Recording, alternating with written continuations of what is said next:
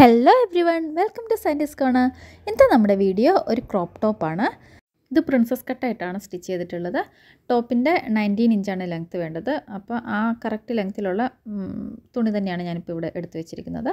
First നമുക്ക് shoulder 7 inch mark ചെയ്യാം. അപ്പോൾ ആ ഷോൾഡറിൻ്റെ സെയിം 7 ഇഞ്ച് തന്നെയാണ് നമുക്ക് ആം ഹോളും വരിക. അപ്പോൾ ആ ആം ഹോളും 7 ഇഞ്ച് മാർക്ക് ചെയ്യാം. പിന്നെ നമുക്ക് ആ ഒരു ആം ഹോൾ കേർവ് അതിൽ ഒന്ന് ഇതേപോലെ നമുക്കൊന്ന് ഡ്രോ ചെയ്തെടുക്കാം. പിന്നീട് അതിൻ്റെ ഫ്രണ്ടിലത്തേത് മാത്രം ഒരു 1 സെൻറ്റിമീറ്റർ അകത്തേക്കായിട്ട് ഒന്നും കൂടി ഒന്ന് ഫ്രണ്ടിലത്തേത് മാത്രം നമ്മൾ ഒന്ന് കയറ്റി ഒന്ന് ഡ്രോ ചെയ്യുവാണ്. പിന്നെ നമുക്കതിൻ്റെ ഷോൾഡർ വന്നിട്ട് ആം ഹോളിൽ നിന്ന് അകത്തേക്ക് 2 ഇഞ്ച് മാർക്ക് ചെയ്യാം. ഇത് കുറച്ച് വൈഡായിട്ടുള്ളൊരു നെക്കാണ് ഇതിൽ ചെയ്യുന്നത്. അപ്പോൾ അത്ര വൈഡ് വേണ്ടാന്നുണ്ടെങ്കിൽ 2 ഇഞ്ച് എന്നുള്ളത് നമുക്ക് 3 ഇഞ്ചോ അങ്ങനെ എന്തെങ്കിലും മാർക്ക് ചെയ്തെടുക്കാം. 3 ഇഞ്ച് മാർക്ക് ചെയ്താൽ മതിയോ, അപ്പം നോർമൽ ഇതിൽ കിട്ടും. നമുക്ക് അതിൻ്റെ നെക്ക് ഡെപ്ത്ത് വന്നിട്ട് 5.5 മാർക്ക് ചെയ്യാം.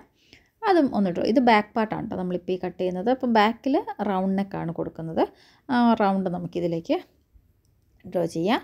ഇനിയിപ്പം നമുക്കതിൻ്റെ ബസ്റ്റ് ചെസ്റ്റ് പാർട്ട് ചെയ്യണം. അപ്പം നമുക്ക് ഫസ്റ്റ് ആ ചെസ്റ്റിൻ്റെ ലെങ്ത്ത് മാർക്ക് ചെയ്യുക. അതിൽ നമ്മുടെ എത്രയാണോ നമ്മുടെ ചെസ്റ്റ് വരുന്നത് അതിൻ്റെ 1/4 മാർക്ക് ചെയ്യുക.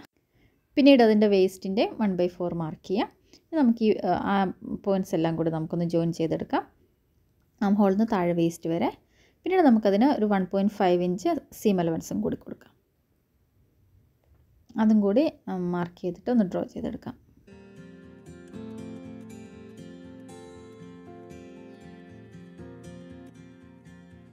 ഇനി നമുക്കതിൻ്റെ ആം ഹോളിൻ്റെ പാർട്ടും സൈഡ് സീമിൻ്റെ പാർട്ടും മാത്രം കട്ട് ചെയ്യാം. നെക്ക് ഇപ്പോൾ കട്ട് ചെയ്യേണ്ട. നെക്ക് നമുക്ക് മെയിൻ ഫാബ്രിക്കിൻ്റെ കൂടെ വെച്ച് കട്ട് ചെയ്യാം. നമുക്ക് അവിടെ മാത്രം കട്ട് ചെയ്തെടുക്കാം. നമ്മളത് കട്ട് ചെയ്തിട്ടുണ്ട്. ഇനി നമുക്ക് ഇങ്ങനെയാണ് കിട്ടുന്നത്. നമുക്ക് ഇത് വെച്ചിട്ട് നമുക്ക് നമ്മുടെ ഫ്രണ്ട് പാർട്ട് കട്ട് ചെയ്യണം. ഫ്രണ്ട് പാർട്ടിൽ പ്രിൻസസ് കട്ട് ആയതുകൊണ്ട് തന്നെ അത് നമുക്ക് ഇതിൻ്റെ കൂടെ കട്ട് ചെയ്യാൻ പറ്റില്ല. അപ്പോൾ നമ്മളത് സെപ്പറേറ്റ് കട്ട് ചെയ്യണം. അപ്പോൾ അതിന് ആം ഹോളിൻ്റെ അവിടെ നിന്ന് താഴേക്ക് 5 ഇഞ്ച് മാർക്ക് ചെയ്യാം. നമ്മുടെ ആം ഹോളിൻ്റെ ലൈൻ ഉണ്ടല്ലോ, ആ കേവ് അവിടേക്ക് മേളിൽ നിന്ന് താഴേക്ക് 5 ഇഞ്ച് മാർക്ക് ചെയ്യുക. അതിനുശേഷം നമുക്ക് നമ്മുടെ ബസ്റ്റ് പോയിൻറ്റ് കണ്ടുപിടിക്കണം. അതിനായിട്ട് മേളിൽ നിന്ന് താഴേക്ക് നമ്മുടെ ബസ്റ്റിൻ്റെ ലെങ്ത്ത് എത്രയാണോ അത് 9.5 മാർക്ക് ചെയ്യാം. പിന്നെ സെൻറ്റർ ഫ്രണ്ടിൽ നിന്ന് സൈഡിലേക്ക് 3.5 ഇഞ്ച് മാർക്ക് ചെയ്യാം. അപ്പോൾ ആ 2 പോയിൻറ്റും കൂടി യോജിക്കുന്ന ആ സ്ഥലമാണ് നമ്മുടെ ബസ് പോയിൻ്റ് എന്ന് പറയുന്നത്. അപ്പോൾ ഇതിലെയാണ് നമ്മുടെ പ്രിൻസസ് ലൈൻ പോകേണ്ടത്.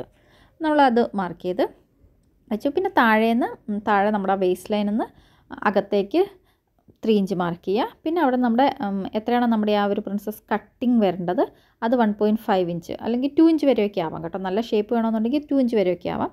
അതും അകത്തേക്ക് മാർക്ക് ചെയ്യുക. അതായത് നമ്മൾ 3 ഇഞ്ച് മാർക്ക് ചെയ്തതെന്ന് ഫ്രണ്ടിലേക്ക് വീണ്ടും 1.5 ഇഞ്ച് മാർക്ക് ചെയ്യാം. എന്നിട്ട് അത് നമ്മുടെ ബസ് പോയിൻറ്റിലേക്ക് 2 ലൈൻ വരച്ചിട്ട് രണ്ട് പോയിൻറ്റിൽ നിന്നും മുകളിലേക്ക് മാർക്ക് ചെയ്യുക. അതേപോലെ നമ്മൾ ആം ഹോളിൽ നിന്ന് 5 ഇഞ്ച് താഴെ മാർക്ക് ചെയ്ത ഒരു മാർക്കിംഗ് ഉണ്ടല്ലോ, ആ മാർക്കിങ്ങും ഈ ബസ് പോയിൻറ്റിലേക്ക് തന്നെ ഒന്ന് കേർവ് ചെയ്ത് അതും ഡ്രോ ചെയ്തെടുക്കാം. അപ്പോൾ ഇതാണ് നമ്മുടെ പ്രിൻസസ് ലൈൻ എന്ന് പറയുന്നത്. ഇനിയിപ്പോൾ നമുക്ക് അതുകൂടി കട്ട് ചെയ്തെടുക്കാം. അപ്പോൾ കട്ട് ചെയ്തെടുക്കുമ്പോൾ നമുക്ക് ഫ്രണ്ട് പാർട്ട് എന്ന് പറയുന്നത് നമുക്ക് 3 പീസായിട്ട് കിട്ടും. അതായത് സെൻറ്റർ ഫ്രണ്ടിൽ 1 പീസും പിന്നെ 2 സൈഡിലായിട്ടും 2 പീസും. ഇതിനെ തമ്മിൽ നമ്മളിപ്പോൾ ഈ കട്ട് ചെയ്ത് ഇതേ ഷേപ്പിൽ തന്നെ നമ്മളിതിനെ വീണ്ടും സ്റ്റിച്ച് ചെയ്ത് പിടിപ്പിക്കുക ചെയ്യുക. അപ്പോൾ നമ്മൾ താഴെ അതിൻ്റെ സെൻറ്ററിൽ വരുന്ന ആ ഒരു പീസ് മാത്രമാണ് നമ്മൾ ഇതിൽ നിന്ന് കട്ട് ചെയ്ത് കളയുന്നത്. അപ്പോൾ അതാണ് നമുക്ക് നമ്മുടെ ഷേപ്പായിട്ട് ആ പ്രിൻസസ് കട്ടിൻ്റെ ഷേപ്പായിട്ട് കിട്ടാൻ പോകുന്നത്.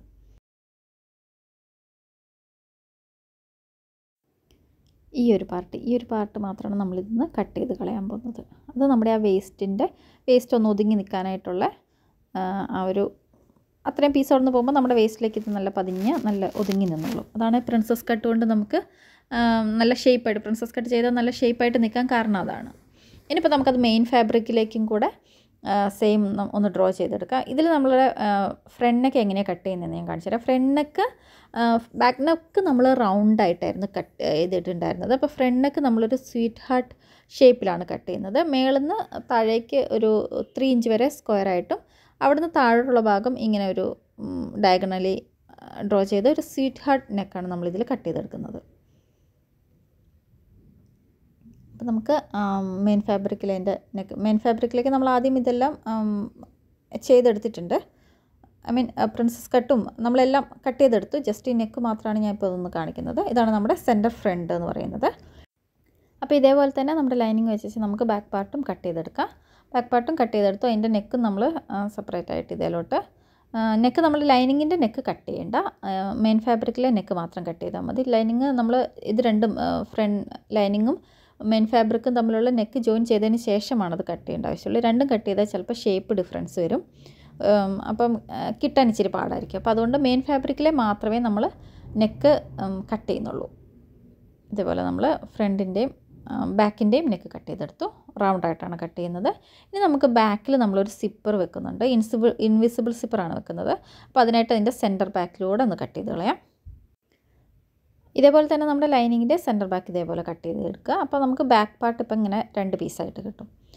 നമുക്ക് ആദ്യം അതിൻ്റെ നെക്ക് ഫിനിഷ് ചെയ്യണം. അത് നമ്മൾ ലൈനിങ്ങുമായിട്ട് വെച്ചിട്ടാണ് നെക്ക് ഫിനിഷ് ചെയ്യുന്നത്.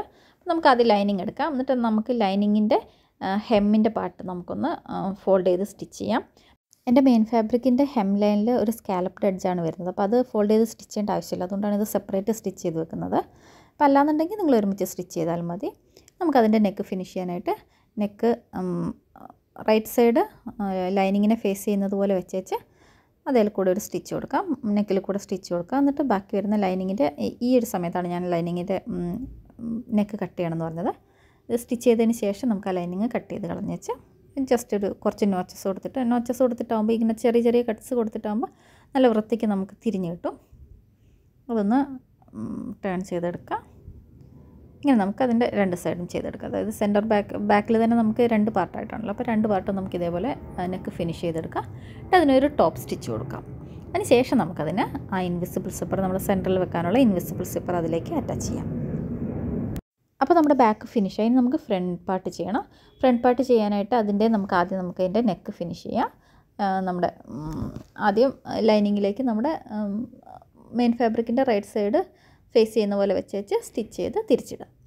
ഇനി നമുക്ക് ആ ഫ്രണ്ട് നെക്കിൻ്റെ ടോപ്പിലും ഒരു ടോപ്പ് സ്റ്റിച്ച് കൊടുക്കാം. ഇതിപ്പോൾ സെൻറ്റർ ഫ്രണ്ടാണ്. ഇനിയിപ്പോൾ നമുക്കതിൻ്റെ ഫ്രണ്ടിൻ്റെ 2 സൈഡിലുള്ള പീസുകൾ ജോയിൻ ചെയ്യണം. അപ്പോൾ അതിനായിട്ട് ആദ്യം തന്നെ ലൈനിങ്ങും മെയിൻ ഫാബ്രിക്കും തമ്മിലൊന്ന് വെച്ച് ഒരു ടോപ്പ് സ്റ്റിച്ച് കൊടുക്കുക. തിരിച്ചിട്ടൊന്നും വേണ്ട, ഇങ്ങനെ ഒരു ടോപ്പ് സ്റ്റിച്ച് കൊടുത്ത് അത് തമ്മിലൊന്ന് അറ്റാച്ച് ആക്കി വെക്കുക. ഇനിയിപ്പോൾ ഒന്ന് ജോയിൻ ആയിട്ടിരിക്കാൻ വേണ്ടിയിട്ട് ഇനിയിപ്പം ഇത് നമുക്ക് ഇതിലോട്ട് സ്റ്റിച്ച് ചെയ്ത് പിടിപ്പിക്കണം. അപ്പോൾ സ്റ്റിച്ച് ചെയ്ത് പിടിപ്പിക്കേണ്ട ഇപ്പോൾ ഈ വീഡിയോയിൽ കാണുന്നത് പോലെ ആ മേളത്തെ ആം ഹോളിൻ്റെ ആ സൈഡിൽ നിന്ന് ഇങ്ങനെ സ്റ്റാർട്ട് ചെയ്ത് ഇങ്ങനെ ഒന്ന് തിരിച്ച് വെച്ച് ഇങ്ങനെ ചെയ്തെടുക്കണം. അപ്പോൾ ചെറിയൊരു ലെങ്ത്തിലൊരു ഡിഫറൻസ് വരും. അപ്പോൾ ലാസ്റ്റ് അതൊന്ന് കട്ട് ചെയ്ത് കളഞ്ഞേച്ച് വേണം അതിൻ്റെ താഴ്ഭാഗം നമ്മൾ ഫിനിഷ് ചെയ്യാൻ വേണ്ടിയിട്ട്. അടുത്ത സ്ലീവ് കട്ടിംഗ് ആണ്. ആദ്യം നമുക്ക് ആം ഹോൾ 7 ഇഞ്ച് മാർക്ക് ചെയ്യുക. പിന്നെ അവിടുന്ന് താഴേക്ക് 4 ഇഞ്ച് മാർക്ക് ചെയ്യുക. അത് ബേസിക് സ്ലീവിൻ്റെ മെഷർമെൻറ്റ്സ് ആണ്.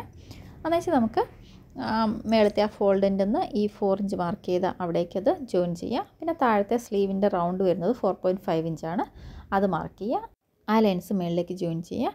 പിന്നെ ഒരു 1.5 ഇഞ്ച് നമുക്ക് സീം അലവൻസ് കൊടുത്തിട്ട് അതുകൂടി മാർക്ക് ചെയ്യാം. ഞാനിത് ജസ്റ്റ് ഹാഫ് മീറ്ററിലാണ് ഈ ക്രോപ്പ് ടോപ്പ് ചെയ്യുന്നത്. അതുകൊണ്ട് എനിക്ക് സ്ലീവിനൊക്കെ ആയപ്പോഴത്തേക്ക് കുറച്ച് മെറ്റീരിയൽ കുറച്ച് കുറവായിരുന്നു. പക്ഷേ കുഴപ്പമില്ല, സീം അലവൻസ് കുറച്ച് കുറവാണെന്നേ ഉള്ളൂ. സ്റ്റിച്ച് ചെയ്യാൻ കിട്ടും, അത് കുഴപ്പമില്ല. നമുക്ക് അതിൻ്റെ സ്ലീവിൻ്റെ സെൻറ്റർ പാർട്ടിലൊരു നോച്ചസ് കൊടുക്കാം. നമുക്കത് സ്റ്റിച്ച് ചെയ്യുന്ന സമയത്തൊന്ന് മനസ്സിലാക്കാൻ വേണ്ടിയിട്ട് ചെറിയൊരു കട്ട് കൊടുത്തേക്കാം. അല്ലെങ്കിൽ ഒരു ചോക്ക് വെച്ചിട്ട് മാർക്ക് ചെയ്താലും മതി. ഇപ്പോൾ സ്ലീവും ആയിട്ടുണ്ട്. ഇനിയിപ്പോൾ നമുക്ക് ആ സ്ലീവിൻ്റെ ഹെം ലൈൻ ഒന്ന് മടക്കി ഫോൾഡ് ചെയ്ത് സ്റ്റിച്ച് ചെയ്തെടുക്കാം. പിന്നെ അത്രയേ ഉള്ളൂ. നമ്മുടെ ഫ്രണ്ടും റെഡിയായി, ബാക്ക് റെഡിയായി, സ്ലീവും റെഡിയായി. ഇനി നമുക്ക് ഷോൾഡർ ജോയിൻ ചെയ്യുക, സ്ലീവ് അറ്റാച്ച് ചെയ്യുക, സൈഡ് സീമും കൂടി ജോയിൻ ചെയ്ത് കഴിഞ്ഞാൽ നമ്മുടെ ടോപ്പ് റെഡിയാണ്. അത്രയേ ഉള്ളൂ. ഭയങ്കര ഈസി ആയിട്ട് ചെയ്തെടുക്കാവുന്നതാണ്. അപ്പോൾ ഇതാണ് ഇതിൻ്റെ ഒരു ഫൈനൽ ഔട്ട്കം എന്ന് പറയുന്നത്. ഇതൊരു ലെഹങ്ക കോൺസെപ്റ്റിലായിരുന്നു ചെയ്തിട്ടുണ്ടായിരുന്നത്. ജോർജറ്റിൻ്റെ അംബ്രല്ല കട്ട് സ്കേർട്ടും പിന്നെ നെറ്റിൻ്റെ ഷോളുമായിരുന്നു. ഷോളിൻ്റെ അറ്റത്തൊരു മിറർ വർക്കിൻ്റെ ലേസൊക്കെ വെച്ചിട്ട് അങ്ങനെയായിരുന്നു അത് സ്റ്റൈൽ ചെയ്തിട്ടുണ്ടായിരുന്നത്. അപ്പോൾ അതിൻ്റെ സ്കേർട്ടിൻ്റെ ഒക്കെ വീഡിയോ ഇതിൻ്റെ അടുത്ത വീഡിയോ ആയിട്ട് തന്നെ അപ്ലോഡ് ചെയ്യുന്നതായിരിക്കും. അപ്പോൾ എല്ലാവർക്കും വീഡിയോ ഇഷ്ടപ്പെട്ടു എന്ന് വിചാരിക്കുന്നു. വീഡിയോ ഇഷ്ടപ്പെട്ടെങ്കിൽ ലൈക്ക് ചെയ്യാനും കമൻറ്റ് ചെയ്യാനും ഷെയർ ചെയ്യാനും ഒന്നും മറക്കരുത്. അപ്പോൾ കൂടുതൽ വീഡിയോസിനായിട്ട് ചാനൽ സബ്സ്ക്രൈബ് ചെയ്യുക. പിന്നെ അടുത്ത വീഡിയോയിൽ കാണുന്നത് ബൈ, ടേക്ക് കെയർ.